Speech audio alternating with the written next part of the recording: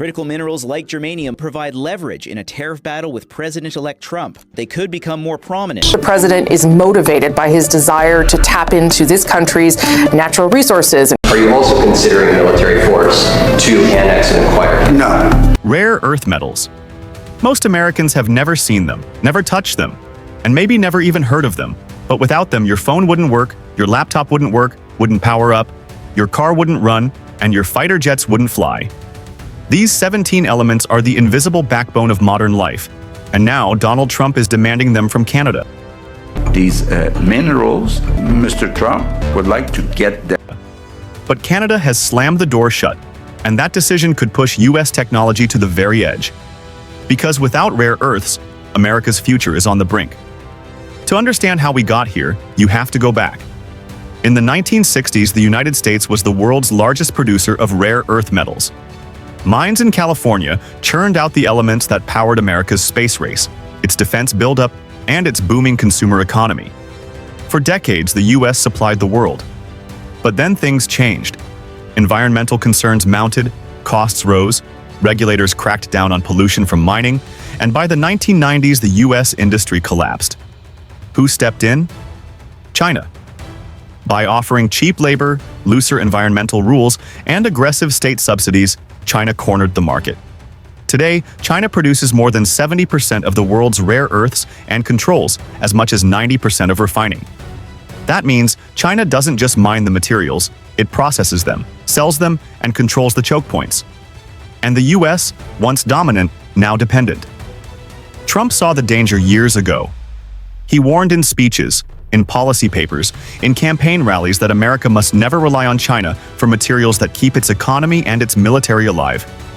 And in that vision, Canada looked like the perfect partner.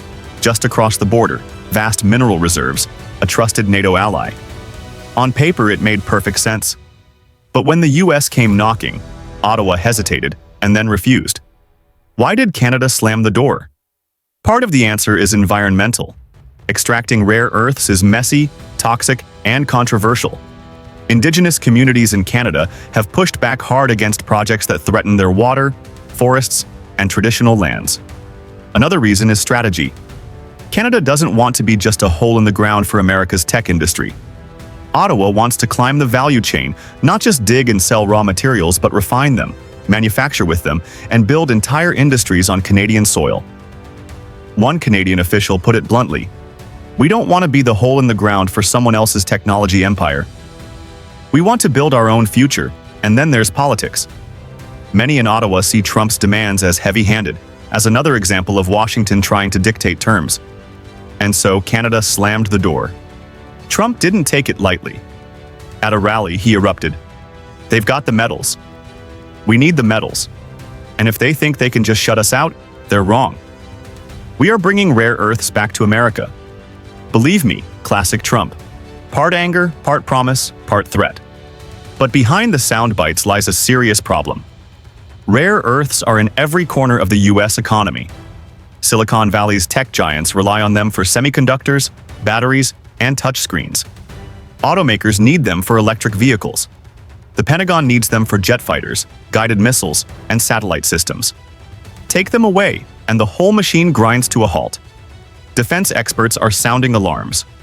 One explained, "The US military's readiness depends on steady supplies of rare earths. You can't build a modern fighter jet without them. You can't build precision weapons. You can't run advanced radar. If supplies tighten, national security is directly at risk." That's why Canada's refusal is more than symbolic. It cuts into America's core. And here's the twist. While Washington argues with Ottawa, China is watching closely. Chinese state media has already hinted at cutting off supplies to the US if trade tensions escalate. Beijing knows rare earths are its ace card, and it knows America can't replace them overnight. If Canada won't help, and China squeezes exports, the US faces a nightmare scenario. Higher costs, slower innovation, even shortages of everyday products. Imagine waiting 2 years for a new iPhone. Imagine electric cars so expensive only the wealthy can buy them. Imagine defense contractors scrambling to source basic materials for weapons. That's the brink America is staring at. But Canada isn't acting out of spite. From Ottawa's perspective, this is about building independence. For decades, Canadian resources, oil, timber, minerals, flowed south to fuel American industry, and too often Canada watched the profits, the innovation, the jobs end up on the US side of the border. Now, with rare earths, Canada wants to keep control. Canadian leaders argue that if they invest in refining, in battery plants, in green tech manufacturing, they can build a domestic powerhouse. They don't want to just supply the US, they want to compete with the US. And that makes Trump's demand even harder to accept. So what happens next? Trump is pushing to reopen rare earth mines in California, Texas, and Wyoming, but experts warn it will take a decade or more to rebuild the industry. And it's not just about digging rocks out of the ground. The US lost its refining capacity. Even if you mine the metals, you still need to process them, and almost all of that processing happens in China. It's a trap of America's own making. Decades of outsourcing, decades of neglect, decades of assuming allies would fill the gaps. Now, with Canada saying no, the gap looks wider than ever. Workers feel it too. In California's old mining towns, people remember when rare earths provided stable jobs. Then the industry collapsed, families moved away, main streets emptied. One former miner told reporters, "We used to supply the world." Then the jobs left. Now they're talking about starting it back up, but I'll believe it when I see it. In Canada, communities are divided.